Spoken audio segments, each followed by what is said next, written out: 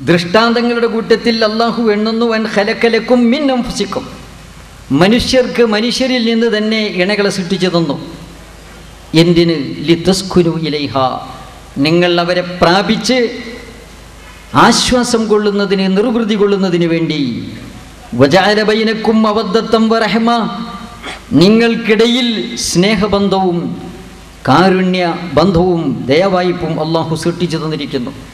അങ്ങകലെ ഏതോ കുടുംബത്തിൽ കിടക്കുന്ന ഒരു സ്ത്രീയെ സഹധർമ്മിണിയായി സ്വീകരിച്ച് ദാമ്പത്യം തുടങ്ങുന്നതോടുകൂടി അവരുടെ ഇടയിൽ അഭേദ്യമായ ബന്ധമുണ്ടാകുന്നു. സ്നേഹത്തിൻ്റെ, ദയാവായ്പിൻ്റെ ബന്ധം. അള്ളാഹു സുബ്ഹാനഹു വ തആല പറയുന്നു, ഇത് അള്ളാഹു സൃഷ്ടിച്ചിട്ടുള്ള അള്ളാഹുവിൻ്റെ ദൃഷ്ടാന്തങ്ങളിൽപ്പെട്ട ഒരു ദൃഷ്ടാന്തമാകുന്നു, തെളിവാകുന്നു എന്ന്.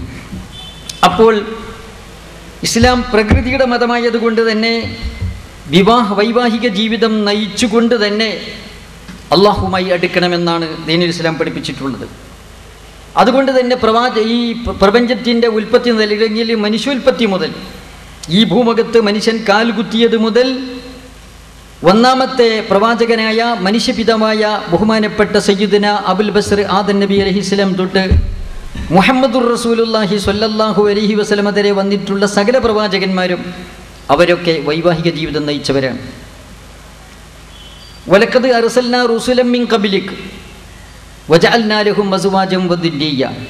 വിശുദ്ധ ഖുർആൻ പറഞ്ഞു, അങ്ങക്ക് മുമ്പ് നിരവധി പ്രവാചകന്മാരെ നാം നിയോഗിച്ചയച്ചു, അവർക്കൊക്കെ ഭാര്യമാരെയും സന്താനങ്ങളെയും നാം നിശ്ചയിച്ചു കൊടുക്കുകയുണ്ടായി.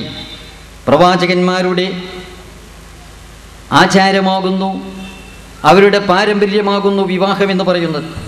വിവാഹത്തിൻ്റെ മഹത്വവും അതിൻ്റെ പവിത്രതയും മനസ്സിലാക്കാനാണ് ഈ കാര്യങ്ങൾ പറയുന്നത്. മഹാനായ സയ്യിദുന ഈസ ഇബ്നു മറിയം അലൈഹിസ്സലാം, മറ്റു ചിലരുടെ ഭാഷയിൽ പറഞ്ഞാൽ യേശു ക്രിസ്തു, ജീവിതത്തിൻ്റെ പ്രഥമഘട്ടത്തിൽ വിവാഹം കഴിച്ചിട്ടില്ല എന്നത് അംഗീകരിക്കുന്നു. പക്ഷേ അദ്ദേഹത്തിൻ്റെ ജീവിതം, മഹാനവറുകളുടെ ജീവിതം അവസാനിച്ചിട്ടില്ലല്ലോ. മഹാനവറുകൾ ഇവിടെ വീണ്ടും അവതരിക്കാനിരിക്കുകയാണ്. ലഖദ് ഖുസ്സ ബിൽ ഇൻസാലി ഖുർബാ ഖിയാമത്തി ലിഇഹ്ലാകി ദജ്ജാലിം മസീഹിം മുലല്ലലി.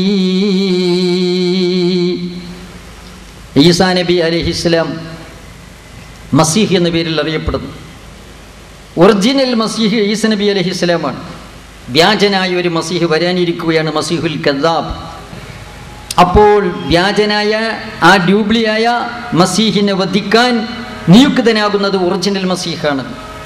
അങ്ങനെ യൻസിലു ഈസ ഇബ്നു മറിയം ഇൻദ ഖുർബി സാഅ, മഹാനായ മുഹമ്മദുർ റസൂലുള്ളാഹി സ്വല്ലല്ലാഹു അലൈഹി വസല്ലം പറയുന്നു, ലോകം അവസാനിക്കാറാകുമ്പോൾ ഈസ ഇബ്നു മറിയം അലൈഹിസ്സലാം ഇറങ്ങി വരും. അപ്പോൾ ഇറങ്ങി വരുന്നത് എന്തിനാണ്? ഇറങ്ങി വരുന്നത് ഫയഖ്തൂലുഹു ഈസ ഹുനാക ബിഹർബതി യുശാഹിദുഹു കുല്ലും ബിഗൈരി തഖയ്യുലി. വ്യാജനായ മസീഹിനെ വധിക്കാൻ വേണ്ടി യഥാർത്ഥ മസീഹ് നിയുക്തനാവുകയും ബഹുമാനപ്പെട്ടവർ ഇറങ്ങി വരികയും ചെയ്യുന്നു. തിരുതകൃതിയായി രണ്ട് മലക്കുകളുടെ ചിറകുകളിൽ തൻ്റെ വലത് കൈയും ഇടത് കൈയും ചേർത്ത് വെച്ചുകൊണ്ട് അങ്ങനെ തിരുതകൃതിയായി ഇറങ്ങി വരുമെന്ന് മഹാനായ റസൂലുള്ളാഹി സ്വല്ലല്ലാഹു അലൈഹി വസല്ലം പറഞ്ഞു. ഡമാസ്കസിലെ വെൺമുറാരത്തിൻ്റെ സമീപത്താണ് ഇറങ്ങുകയെന്ന സ്ഥലം വരെ നിർണയിച്ചിരിക്കുകയാണ്. വന്ന് ദജ്ജാലിനെ, വ്യാജനായ മസീഹിനെ വധിക്കുന്നതാണ്. അത് എല്ലാവർക്കും, അവിടെയുള്ള കാണികൾക്കൊക്കെ നഗ്നമായ നേത്രം കൊണ്ട് കാണാവുന്ന രീതിയിലുള്ള വധമാണ് നടക്കുക. അതുകൊണ്ട് തന്നെ മഹാനായ റസൂലുള്ളാഹി സ്വല്ലല്ലാഹു അലൈഹി വസല്ലം പറഞ്ഞു, യൻസിലു ഈസ ഇബ്നു മറിയം ഇൻദ ഖുർബി സഅ, ഖിയാമത്ത് നാൾ അടുക്കുമ്പോൾ ഈസ നബി അലൈഹി സ്വലാം ഇറങ്ങി വരും. ഫയതസവ്വജു, മഹാനവറുകളെ വിവാഹം കഴിക്കും. വയൂലദു ലഹു, സന്താന ലാഭമുണ്ടാകും. അപ്പോൾ ഈസ നബി അലൈഹി ഇസ്ലാമിൻ്റെ ജീവിതത്തിൻ്റെ ഒരു ഘട്ടം മാത്രമേ കഴിഞ്ഞിട്ടുള്ളൂ. ആ ഘട്ടത്തിൽ അവിവാഹിതനായിരുന്നു എന്ന കാരണം കൊണ്ട് അവിവാഹിക ജീവിതം നയിക്കുന്നത് പുണ്യകർമ്മമാണ് എന്ന് പറഞ്ഞുകൂടാ. ബൈബിളിൽ കാണാം, ജനങ്ങൾ ഷണ്ടന്മാരാക്കിയ ഷണ്ടന്മാരുണ്ട്. ദൈവരാജ്യം നിമിത്തം തങ്ങളെ തന്നെ ഷണ്ടന്മാരാക്കിയ ഷണ്ടന്മാരുമുണ്ട് എന്ന് കാണാം. ഇത് അർത്ഥമാക്കുന്നത് ദൈവരാജ്യം പ്രാപിക്കുവാനുള്ള എളുപ്പ വഴിയാണ് അവിവാഹിക ജീവിതം എന്നതാണ്. എന്നാൽ ഇസ്ലാം അത് അംഗീകരിക്കുന്നില്ല. മഹാനായ റസൂലുള്ളാഹി സ്വല്ലല്ലാഹു അലൈഹി വസല്ലമ പറഞ്ഞു, ഈസ നബി അലൈഹിസ്സലാം യതസവ്വജ് വിവാഹം കഴിക്കുമെന്നും സന്താനങ്ങൾ ഉണ്ടാകുമെന്നും പറഞ്ഞു. മഹാനായ മുഹമ്മദുർ റസൂലുള്ളാഹി സ്വല്ലല്ലാഹു അലൈഹി വസല്ലമ വിവാഹം കഴിച്ചു എന്ന് മാത്രമല്ല, ബഹുഭാര്യത്വം സ്വീകരിച്ചു എന്ന് മാത്രമല്ല, അവിടുന്ന് പ്രഖ്യാപനം നടത്തി, വൈനി യതസവ്വജുൻ നിസാ, ഞാൻ സ്ത്രീകളെ വിവാഹം കഴിക്കുന്നു.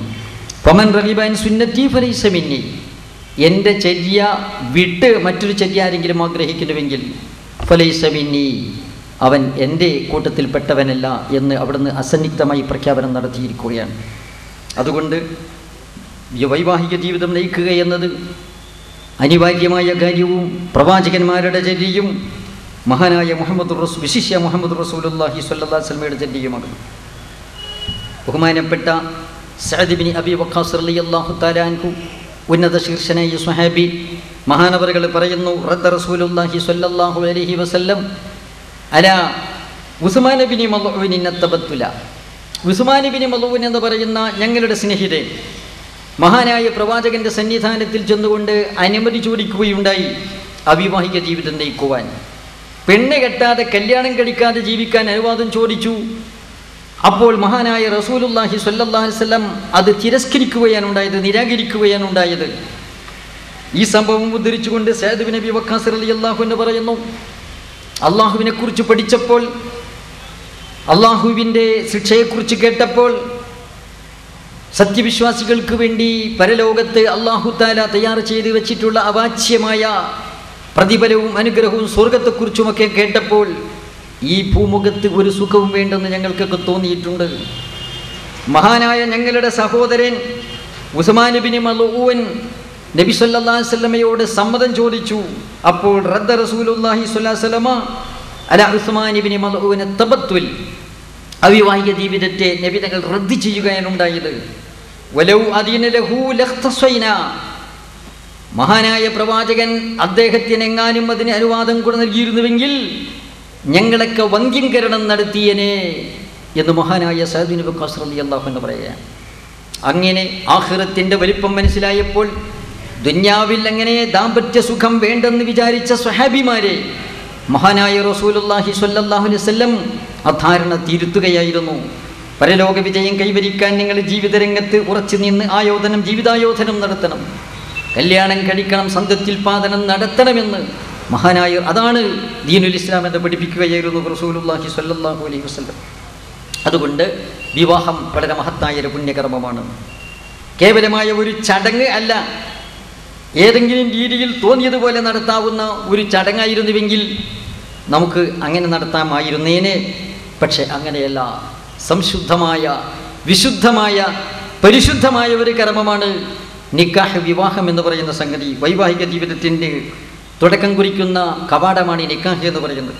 എന്തിനാണ് കല്യാണം കഴിക്കുന്നത്? എന്താണ് ഇതിൻ്റെ ഉദ്ദേശ ലക്ഷ്യങ്ങൾ? ഉദ്ദേശ ലക്ഷ്യത്തെക്കുറിച്ചൊരു മുൻധാരണ ആദ്യം വേണം. ഏതൊരു കാര്യത്തിലേക്കും കാലെടുത്ത് വെക്കുമ്പോൾ അതിൻ്റെ ഉദ്ദേശ ലക്ഷ്യം മനസ്സിലാക്കിയിരിക്കണം. എന്തിനാണ് കല്യാണം? എന്തിനാണ് വിവാഹം? ഫവായിദു തശ്രീഇ നിക്കാഹി സലാസത്തും മിൻ ജുംലത്തി സ്വലാഹി അവലുഹാ ലിയബ്ലുഗൽ വജൂദു ബിതവാലുദിൻ യൗമൻ ഹുവൽ മൗഊദു വസാനി തഫ്രീഗുൽ ലിമാ ഫീ ഹബ്സിഹി